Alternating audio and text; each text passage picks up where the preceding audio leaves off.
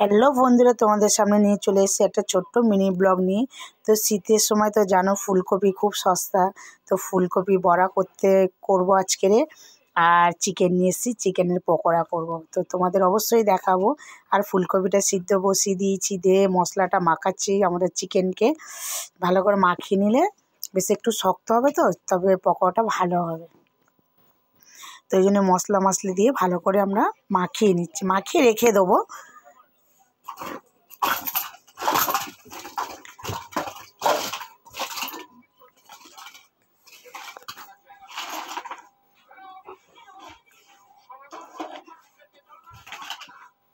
তো একটু রেখে দিলাম, আবার সানডেতে হবে বলে একটু রেখে দিয়ে, আর যেটুকুনি ছিল সেইটুকুনি করছি।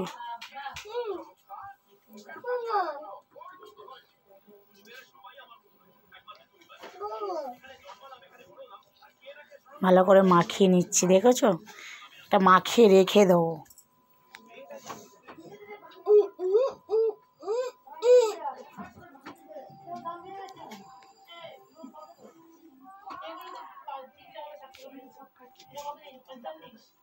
তো আমার বর বললো চলো শীত পড়েছে, তো একটু চিকেন নিয়ে আসি, তো নিয়ে এসে একটু পকোড়া বানায়। আর ফুলকপি, সত্যি বলছি ফুলকপি বড়া তো সবারই ভালো লাগে এই শীত পড়লে, আর মোটেই খাওয়া হয়নি, তো এই প্রথম খাচ্ছি। তো ওই জন্য তোমরা কে কে খেয়েছো অবশ্যই জানাবে। আমাদের প্রথমেই খাবো।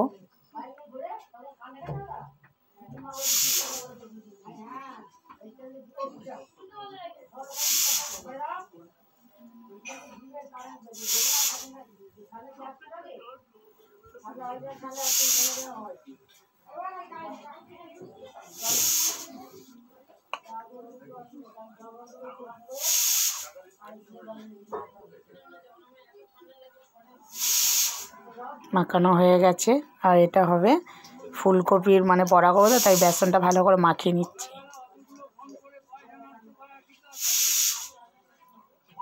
আমার তো খুবই ভালো লাগে শীত পড়লে ফুলকপির বড়া। তোমাদের কেমন লাগলো অবশ্যই জানাবে, যে কার কার ভালো লাগে ফুলকপি শীতকালে বড়া খেতে।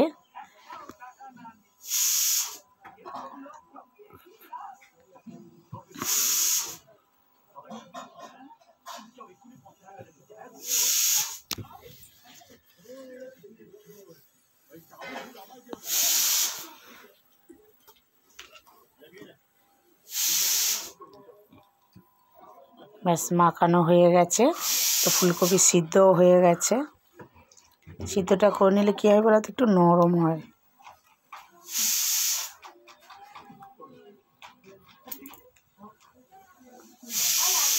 আর বুঝতেই পারছো সস দিয়ে তো একদম জমে ক্ষীর হয়ে যাবে।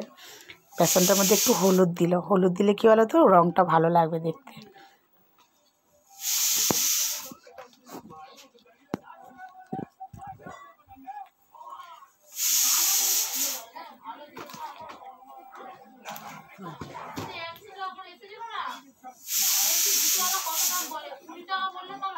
তো কড়া গরম হয়ে গেছে, কড়ার মধ্যে এবার তেল দিলাম।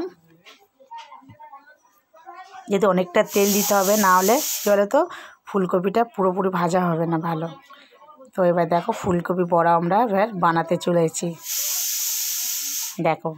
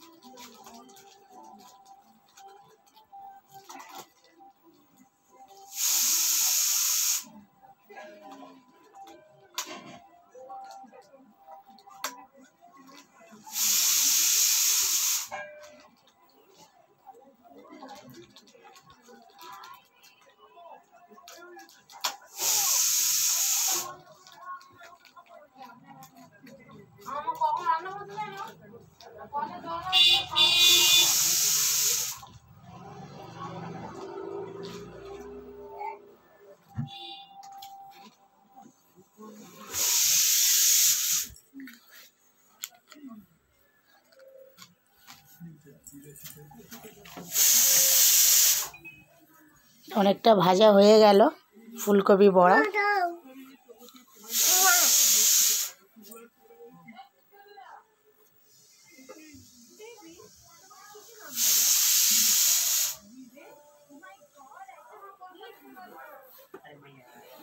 আর এটা এবারে চিকেন বড়া হচ্ছে, বুঝতে পারছো? হ্যাঁ,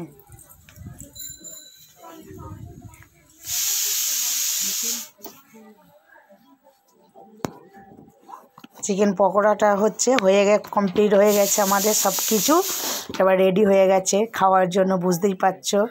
তো আমি খেতেও শুরু করেছি। উফ, কী সুন্দর লাগছে মায়ের, বলতে বিশ্বাস করবে না, বললে শীতকালে এইগুলো খেতে খুব ভালো লাগে, যেহেতু গরমকালের সাথে এগুলো এত খাওয়া যায় না, শরীর খারাপ করবে, আর গরমকালে একদম ভালো লাগে না। তো ভালো লাগলে অবশ্যই লাইক কমেন্ট করবো। আর শীতে তো জমে ক্ষীর।